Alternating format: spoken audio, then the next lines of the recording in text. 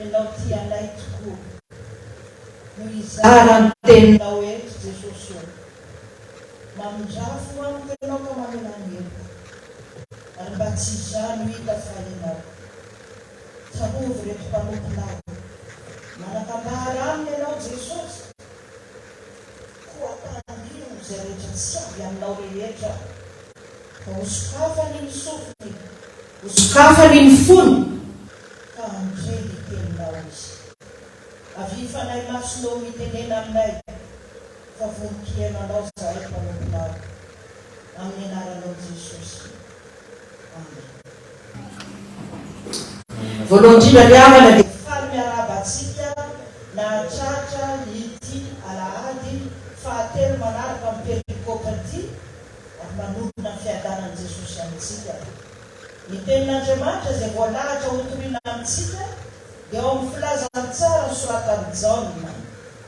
Jaona 7:10, ny andininy voalohany ka hatramin'ny 9, kanefa dia hotohizantsika mba azahoantsika azy hatramin'ny 7:10.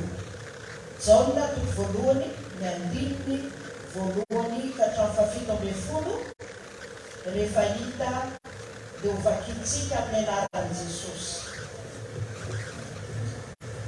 Nivavaka nataon'i Jesosy ho an'ny mpianany. Rehefa nolazain'i Jesosy izany teny izany, dia nanandratra ny masony ho amin'ny lanitra izy ka nanao hoe: Raio, tonga ny fotoana. Mankalazany zanakao mba hankalazany ny zanakanao. Araka nanomezanao azy fahefana amin'ny nofo rehetra, mba hanome fiainana mandrakizay ho an'izay rehetra nomenao azy. Ary izao no fiainana mandrakizay, dia mahafantatra anao izay Andriamanitra tokana sady marina, sy Jesosy Kristy izay efa niraina. Izao efa nankalazanao tety ambonin'ny tany, vitako ny asa nomenao ahy ataoko, ary ankehitriny raha io mankalaza ahy amin'ny tenanao, dia amin'ny voninahitra ny arahako nanana taminao, fony tsy mbola ary izao tontolo izao. Nasehoko tamin'ny olona izay nomenao ahy avy tamin'izao tontolo izao ny anaranao. Anao ireny ka nomenao ahy, ary notandremany ny teninao. Fantany ankehitriny fa avy taminao izay rehetra efa nomenao ahy. Fa ny teny izay nomenao ahy dia nomeko azy kosa, ary noraisiny, ka fantany marina tokoa fa avy taminao ahy. Ary nino izy fa ianao naniraka, izao mangataka ho azy. Tsy mangataka ho an'izao tontolo izao aho, fa ho an'izay nomenao ahy satria anao izy. Ary izay ahy rehetra dia anao, ary izay anao dia ahy, ary efa nkalazainao aminao aho. Ary tsy ho eto amin'izao tontolo izao mitsony aho, fa izy reto no eto amin'izao tontolo izao, ary izao mankany aminao. Ray masonao, tehirizo ireo amin'ny anaranao izay nomenao ahy, mba ho iray ihany izy tahaka ny maha-iray amintsika. Raha mbola teo aminy aho dia nitahiry azy tamin'ny anaranao izay nomenao ahy, ary notandremako izy ka tsy misy very, afa-tsy ilay zanaky ny fahaverezana ihany, mba hatanteraka soratra masina. Fa ankehitriny mankany aminao aho, ary izany teny izany no lazaiko eto amin'izao tontolo izao, mba hananany ny fifaliako tanteraka ao aminy. Efa nomeko azy ny teninao, ary aran'izao tontolo izao izy, satria tsy naman'izao tontolo izao, tahaka tsy naman'izao tontolo izao. Izao tsy mangataka aminao mba hampiala azy amin'izao tontolo izao, fa ny mba hiaro azy amin'ny ratsy. Tsy naman'izao tontolo izao izy, tahaka tsy naman'izao tontolo izao. Manamasina azy amin'ny fahamarinana, ny teninao ny fahamarinana. Ray masonao manamasina ny amin'ny fahamarinana, teninao ny fahamarinana. Amen. Fisakodana malala ho aminareo ane ny fahasoavana sy ny fiadanana avy amin'Andriamanitra raintsika sy Jesosy Kristy Tompo. Amen. Raha fitinitsika izao perikopantsika zao dia azontsika omena lohateny hoe Jesosy reriany no manana fahefana hanome fiainana mandrakizay. Jesosy reriany no manana fahefana hanome antsika fiainana mandrakizay. Eo amin'ny andininy faharoa no nahitantsika izany ary efa nitoriana tamin'ny Kristo teo. Raha toa ka omena lohateny hafa koa ity teny vakina ity dia nivavaka nataony Jesosy ho an'ny mpianany. Vavaka nataony Jesosy ho an'ny mpianany. Mpisorona be no manoloana antsika eto. Misorona ho antsika nivavaka ho antsika tsy ho an'ny mpianatra ihany fa ho azy ho anao koa. Na prière sacerdotale no antsoina azy. Eto dia Jesosy no nomen'Andriamanitra fahefana. Ary ny tenin'i Jesosy hoe efa nomena ny fahefana rehetra ny an-danitra sy ety an-tany. Nomena fahefana Jesosy ho amin'ny nofo rehetra mba hizara fiainana. Satria nahoana? Izy raha teo no fiainana riavana. Arak'izay nivakina tamintsika teto amin'ny alitara teo. Izy izay teny hoe zaho no lalana, onao izy, tsy fahamarinana ary fiainana. Tsy misy makany amin'ny ray afa-tsy amin'ny lalana. Izy no fiainana. Izaho koa izy ny fananganana maty sy fiainana. Izay mino aho na dia maty aza dia ho velona indray. Ary izay velona ka mino aho dia tsy ho faty mandrakizay. Izy koa no teny hoe izaho avy mba hananany fiainana sady hananany be tepe. Jesosy no fiainana. Ary izy no mpizara fiainana. Izy no mpanomeny fiainana mandrakizay. Nahoana ary? Nahoana ary? Satria io ny misiona ny riavana. Io ny mission Jesosy. Io no nialany tany an-danitra mba hitondra fiainana ho an'izao tontolo izao. Hitondra fiainana ho asianao. Satria nahoana? Ripadripaky ny fahafatesana teto amin'izao tontolo izao. Satria tenin'Andriamanitra dia mazava amin'ny Romanina toko fahaenina ny andininy fahatelo amby roapolo. Ahoana io teny io hafa? Fa fahafatesana no tambiny ota. Le salaire du péché c'est la mort. Tsy misy afaka ny fahafatesana ny miaina rehetra satria mpanota. Very tanteraka, maty tanteraka. Fa io ny misionan'i Jesosy. Raha atao résumé ny boky manontolo dia nijaona toko fahatelo ny andininy fahaenina ambin'ny folo. Ahoana io? Miaraka miteny azy isika rehetra fa toy izao no nitiavan'Andriamanitra izao tontolo izao nomeny ny zanalahy tokana mba tsy ho very izay rehetra mino azy fa hanana fiainana mandrakizay. Io riavana mission Jesosy. Mission hafakely nefa. Mission hafakely satria niatra manaina. Tsy maintsy midirany ny lotonao sy ny lotoko. Tsy maintsy midirany ny fahafatesako sy ny fahafatesanao. Tsy maintsy midirany ny fasako sy ny fasanao. Mba azahoany misintona miala ao. Mba azahoany makanao ao. Tsy maintsy mientiny teo ambony azo fijaliana. Ny problemanao rehetra, ny problemako rehetra, ny fahotako rehetra, ny fahalemeko rehetra. Inona ny antony? Mba hanjavany izany. Rava tanteraka ny herin'ny fahafatesana. Rava ny herin'ny elo. Rava ny herin'ny devoly. Mikombava ny devoly fahavalontsika.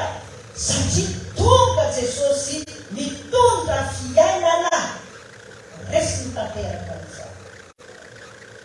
Ka eto amin'ny toko sy andina ity dia manao définition ny amin'ny fiainana mandrakizay Jesosy.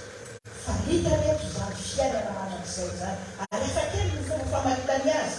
Hoy izy ny amin'ny andininy fahatelo miara-mamaky sika raha mbola mahita. Izao teny amin'ny anaran'i Jesosy. Ary izao no fiainana mandrakizay. Dia mahafantatra aminao izay Andriamanitra tokana sady marina sy Jesosy Kristy izay rehefa niranina. Io ny famaritana nataon'i Jesosy.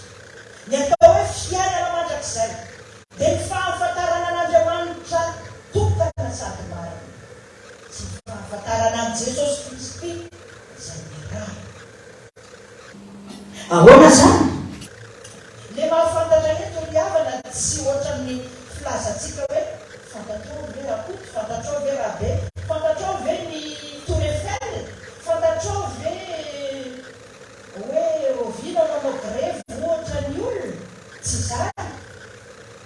Fa fahafantarana firaisana aina am' Jesosy. Io le fahafantarana. Miray aina aminy. Communion de vie intime et parfaite avec Jésus. Zay ny fahafantarana azy.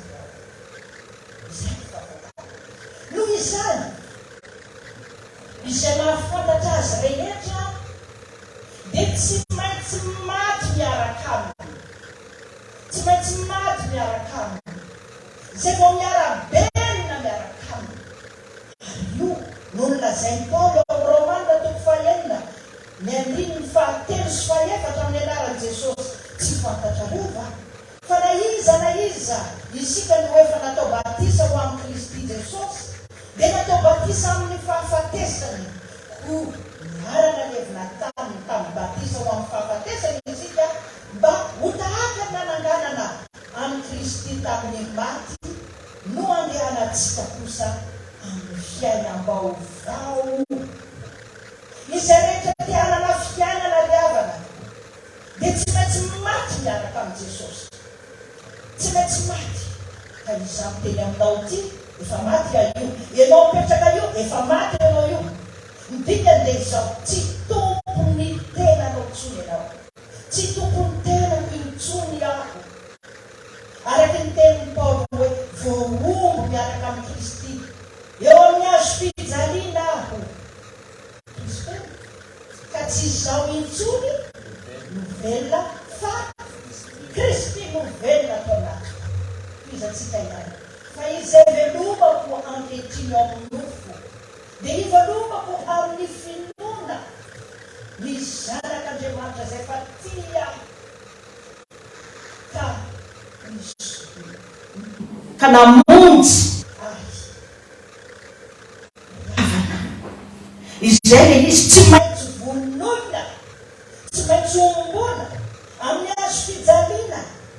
Ny otako, ny maizao ahy, ny fahalemeko rehetra mba azahoako miara-maty amin'i Jesosy. Tsy finoana, ny fahalemena, ny fahotana efa nalevina izany. Tsy aminao tsony izany. Efa maty izany. Nalevina tao ampasan'i Jesosy izany. Ka raha velona ianao androany. Tsy velona ho anao intsony ianao. Raha velona ho zao, tsy velona ho ahy intsony aho. Fa ho velona ho an'i Jesosy. Ka noho izany, izay mahita anao dia mahita an'i Jesosy ao anatinao. Azonao zany. Raha mijoro ianao dia Jesosy anatinao no hita. Raha miteny ianao dia Jesosy ao anatinao no reny. Jesosy fahamasinana no hitany ao aminao. Jesosy fahamarinana no vakiny ao aminao. Ka ny olona tsy hamaky filazany tsara indrindra ny izao tontolo izao. Misy ny Marka, Luka, John. Fa ianao dia filazany tsara fahaefatra ianao. Vakiny olona ianao. Vao mandalo ianao dia hoy izy hoe tanjona. Misy an'i Jesosy ny rahavahy, misy an'i Jesosy ny rahavatoy iny. Tsy mahazo miteny valavala aminy isika. Ary ianao koa raha ohatra ka mitady ho kivy. Tady io. Fa efa natao tany ampasan'i Jesosy zany. Raha mitady anota tsy hoy. Efa niaraka nalevina tamin'i Jesosy zany. Olombavao ianao ankehitriny. Ary olombavao tahaka izany no omeny Jesosy ny fiainana raha. Fantaniana mipetraka ahoana ho atanteraka izany. Ahoana ho atanteraka izany. Dia isika izay tsy maintsy ateraka amin'ny batisa. Araka izay efa voalaza teo, ary koa isika mivelona amin'ny tenin'Andriamanitra, mivelona mihinana io tenin'Andriamanitra io. Mahafinaritra ny ilazany Jesosy azy eto amin'ity vavaka nataony mampianatra ity. Eo amin'ny 9:9 hoy izy, fa ny teny izay nomenao ahy dia nomeko azy kosa ary niraisiny ka fantany marina tokoa fa avy taminao ary nino izy fa inona tenin'Andriamanitra. Tsy afaka miala amin'io sika tiavana raha te hanana fiainana. Jesosy raha teo no miteny hoe ny teny izay nolazaiko taminareo dia fiainana sy fanahy sy fiainana. Tsy maintsy veloma tsika ity tenin'Andriamanitra ity, tsy maintsy ankatoavintsika io. Ary io tenin'Andriamanitra koa no varavarana idiran'Andriamanitra ray zanaka fanahy masina ao am-ponao sy atao-pona. Izay teny ao amin'ny Jaona 4:7-20. Raha misy ty aho i Jesosy dia ankatony teniko izy, ary ny raiko ty azy ka hoaniny izahay, onona hoaniny izahay. Fantatra tsara zany. Raha ianao ankatony tenin'Andriamanitra dia ny Andriamanitra ray zanaka fanahy masina no miditra ao anatinao, moninao, ka noho izany izy no velao anatinao fa tsy anao tsony no velo. Ahoana koa no azahoantsika manatanteraka izany dia izao exemple nataony Jesosy izao, mivavaka. Jesosy na Andriamanitra aza dia mivavaka, tia vavaka, tsy misaraka tamin'ny vavaka, ary tsy azo lazaina hoe templiany izy no mivavaka, fa miray mandrakariva amin'irainy izy. Io koa ny fampianarana izay omeny Jesosy atsika iray aina amin'ny vavaka. Tempo mandrakariva riavana dia izy ao no manadilo ny tsy miaina, tsy mirespire. Tsy que tu peux oublier de respirer. Lampante. Maty raha tsy miaina. Dia tofotoy izay koa ilay vavaka. Maty fanahy isika raha tsy mivavaka. Ny azahoantsika manatanteraka izany koa dia ny fiainam-pivelomana. Satria io fahotana io no hevitra mampisaraka antsika amin'Andriamanitra. Araka ny teny ao amin'ny Isaia 5:50, ny 2 sy ny 3 hoe ny tanany Jehova lava fa tsy fohy, ary ny sofiny tsy landalovana fa mandreo, fa ny hevitra mampisaraka anareo aminy, ary ny fahotanareo no mahatonga azy anampina amin'ny tavany aminareo. Riavana, raha ianao mibebaka, raha ianao manana fotorotoro dia ao anatinao Jesosy no mipetraka, ao anatinao Andriamanitra no mitoetra. Araka ny tenina amin'ny Isaia 7:5 hoe ao amin'ny toerana avo sy masina ny toerana, sy ao amin'izay manana fotorotoro sy manetry-tena. Izay zany riavana ny fomba azahoantsika miray miaina amin'ny Jesosy. Famaranana azy dia izao, vavaka mamy loatra ity vavaka nataony Jesosy ho an'ny mpianatra fa ho azy ho anao koa. Araka ny tempo tamin'ny ankizy teo, fampaherezana amintsika izany. Fa Jesosy no mivavaka ho antsika. Jesosy no mivavaka ho antsika. Eto dia andao mpianatra izy, andeha hanamboatra fitoerana ho anareo aho izy. Ary nefa namboarany toerana dia ny fiantonany ambony azo fijaliana sy ny fitsanganany amin'ny maty. Ka andeha izy, ary rehefa avy mitsangana amin'ny maty izy dia miverina any amin'ny ray indray.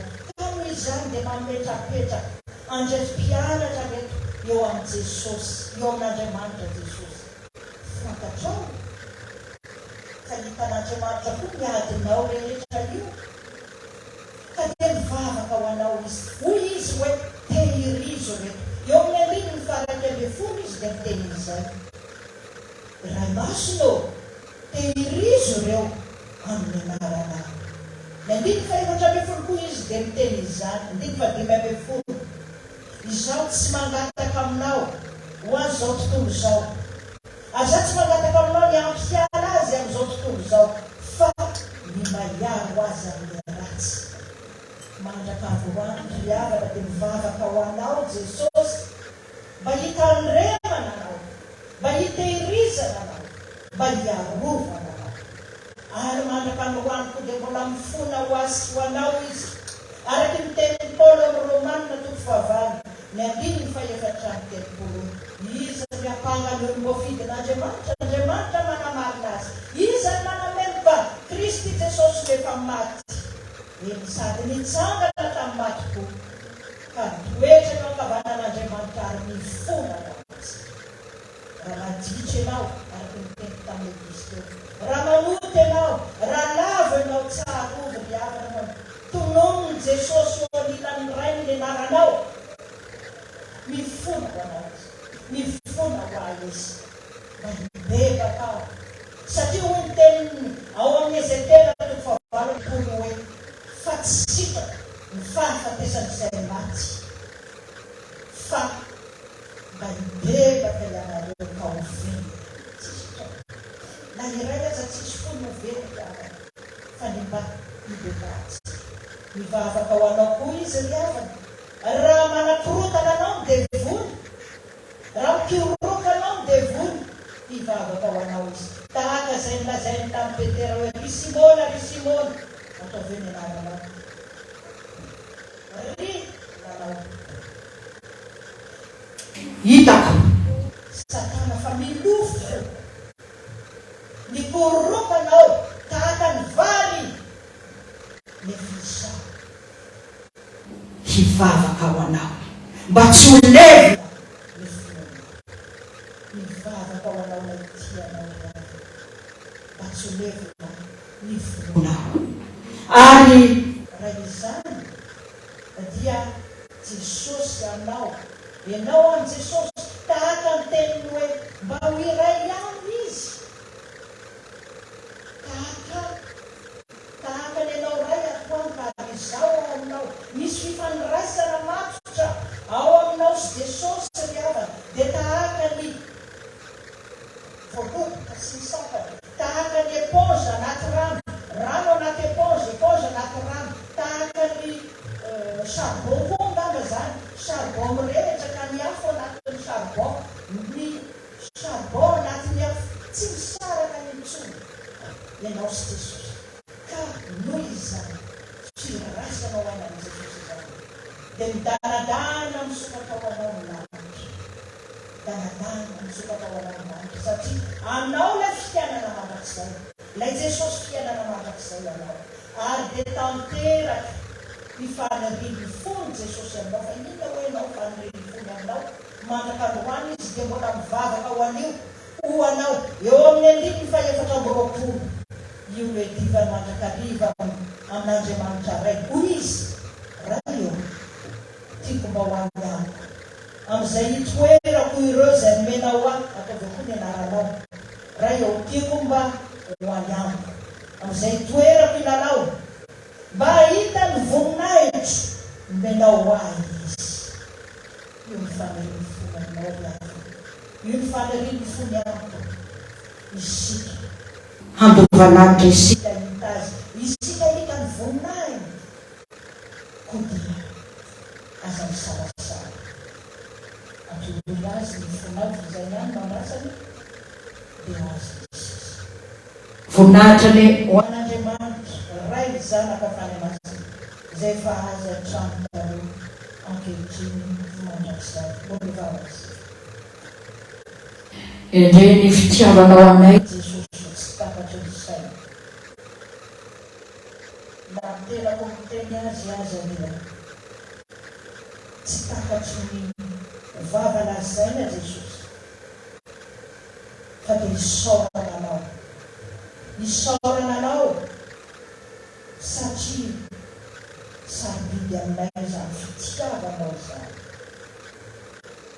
Sarobidy aminay ny ranao ny vidiananao anay Jesosy, mba hanomezanao anay fiainana dia ny fiainana be dia be, ka mitoeraka anatin'ny fonainao. Izahay ianao anay, ary ny lanitra isatroboninahitra fiainana mandrakizay dia tehirizina anay. Iaramona isika Jesosy. Atsaiko ataony katranimanitra. Amin'ny anaran'i Jesosy. Raisy ny fitaliana aminareo ane ny fahasoavana avy amin'ny Jesosy Kristy ny tompony fitiavana Andriamanitra ray ary ny firaisana